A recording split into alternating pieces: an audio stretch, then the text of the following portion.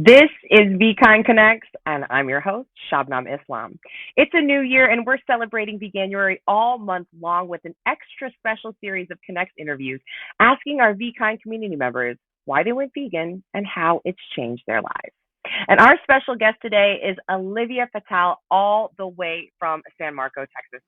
It is so great to have you on our show today. So, Olivia, let's dive right into it. Why did you go vegan, and how long ago was that? Well, I was about 16. I had been going to a school for second chance kids because I like to fight a lot. So one of the things they did with us, since I was a higher performing, should have been in a high school person, they took us to like walnut farms, soil erosion farms, so we could learn, maybe we'd like to do these things. And then they took us to a dairy farm. And the cows were so thin. These milk cows were like, tiny with like, gajillion G sized udders. And I saw, dead baby calves everywhere. I saw the calves in the crates. I threw a little protest at that place. I got a little bit in trouble at school, but um, so then also I was reading about the Holocaust more because I'm Jewish and I was adopted. So I wasn't raised by per se Jewish parents, but I had been learning about, this horrible tragedy that happened to us. And like I just could not believe it. Like I went through some major depression about it. And then I started thinking about all the things I knew about factory farming. And I started thinking, they place these animals, and I think these animals are human like, and they have emotions, they have thought processes, they have their attachments. So we rip everybody apart and we put them on these huge trucks where they stand forever and ever, hours and hours. A lot of times they don't get fed, they don't get water, they don't get anything.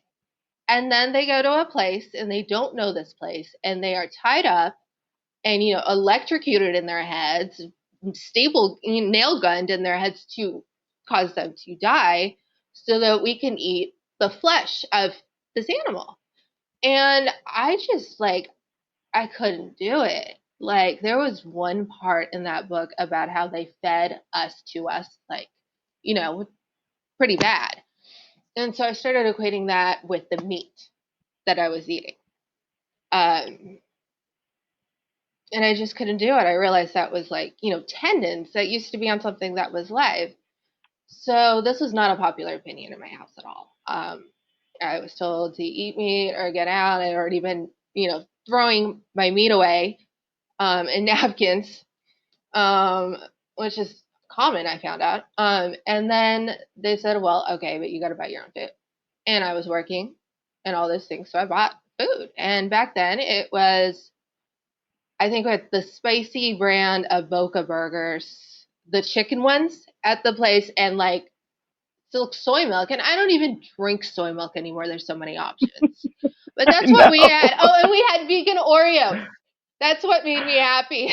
Thank you, Oreos, for always being vegan and now gluten free. So they're really Yes. kicking it up a notch. But you know what I love about your story, Olivia, minus the many layers of them, you did it while you were young. You connected the dots. And what you did even more is that you took a really traumatic human experience like the Holocaust as someone who is Jewish, and you really had the ability to correlate that to what we do in animal agriculture. If you don't mind me asking, what kind of confrontation or what kind of conversations have you gotten into showing that kind of comparative comparison? Well, I've gotten into good conversations where I've told them how easy it is, like, eat this and this. And they're like, yeah, I love that. That's vegan. I'm like, yes, it is. And I have a recipe. Um, and people have been influenced that way to eat vegan. I've also been with people I've influenced to at least for that meal eat vegan because I've cooked. Um, I've gotten with the products that are available so good that sometimes people can't tell, which is really cool. That's what I aim for. Right. Yeah. Uh, Right. Yeah, I've also gotten like my mother was like, you know that cow, it gave its life so you could eat it. I'm like, but it didn't have to, you know? So some of it's been a little like aggressive, and I usually back down. Like I know I should be more, assertive in that, but like as I've gotten older, I've gotten a little less assertive. Um, so I back down a little bit from that, honestly. As you should, because I think that when people think of veganism, we have to be the inviting ones. We have to be the ones that meet them maybe more than halfway, to let them know that there are options and there's a lifestyle that they're not going to miss out on. Right? They're going to have that aha moment. They're going to take the red pill on their own journey, and they're going to get themselves out of the matrix. And that's the hope. And they just need a guide. And you do that as Yeah. that vegan Jew on welfare, don't you? Tell us a little bit about that. So my site it's a threefold mission. The first mission is to basically show Jewish people that they could be kosher, you know, as are on our way to Zion, because I've gotten some arguments from that sector, but I thought, the more we can turn vegan, The second one is to tell people stories. I've lived in bad neighborhoods. I've lived in good neighborhoods. I've lived in, just everywhere with every type of person, and they teach me little things like, oh, that's how you make it. I'm like, oh, so if I just did this, though, it would be vegan. And they're like, yeah. And then we have a party about it. And they have stories like, the, like one lady I did, she lived in Missouri, and I didn't have a lot of, home good cooking things. So what we did was we did Peggy's perfect peach shortbread, and I introduced everybody to Peggy and the whole thing. So it's sort of like people have these very emotional attachments to their food and their story, and like maybe they're an immigrant and they'd be willing to share, this great Indian recipe with me. I'm looking for that. And be featured. It's set up for that. The third thing that we really do is what I call economic sustainability. It's not like taking your credit card and going to Whole Foods and buying all that delicious stuff and the protein shakes and blowing $500 when your food budget is $143 just because you have a new lifestyle. Because I'm around people who cannot do that. Right. It's about economic sustainability. Is about, you have $143 plus you go to the food bank. You're eating meat and you're eating meat from the food bank.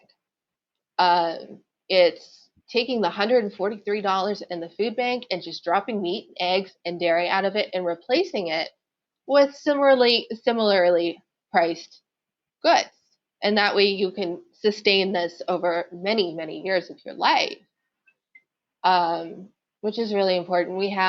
I've been trying to put, how much it costs uh, to make the whole thing, how much we're serving. I don't know how helpful that is because I have people from all over the world, all the states. It's translatable into 150 different languages, and I do Wow. get a lot of people with other languages. It's just a drop down, and it translates Right. it all. That's amazing. I mean, I think what we love most here at VKIND about that vegan Jew on welfare is that the sense of community that you've built. And I think the common misconception, particularly of Texas, is, big horn, big meat, big animal ag. And here you are building a community that is so far from that. And what kind of really what is the best thing out of Texas and your vegan lifestyle you think you've created? Oh, that I've created. Mhm. I guess just like I don't know, really. Like the people, I guess, that I have inspired to eat, less meat, maybe even go full vegan. The crazy fits I've thrown to get vegan things included. Now at the mental hospital, you can get vegan meals.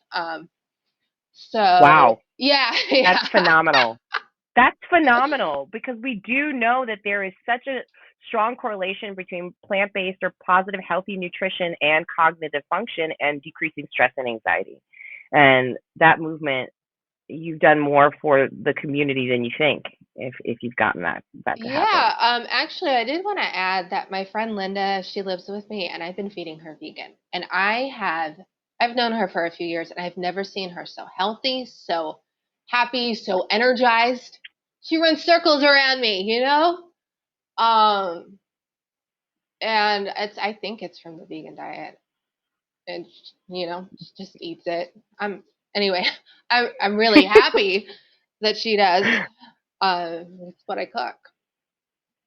I'm really happy that you've had such an impact in the vegan community. And here at VKIND, we are so honored that you're part of our community, Olivia. And that wraps up this episode of VKIND Connects with the amazing Olivia Fatal. To learn more about That Vegan Jew on Welfare, go check it out at thatveganjewonwelfare.com. And to watch this episode with Olivia and many more, go to www.vkindconnects.com.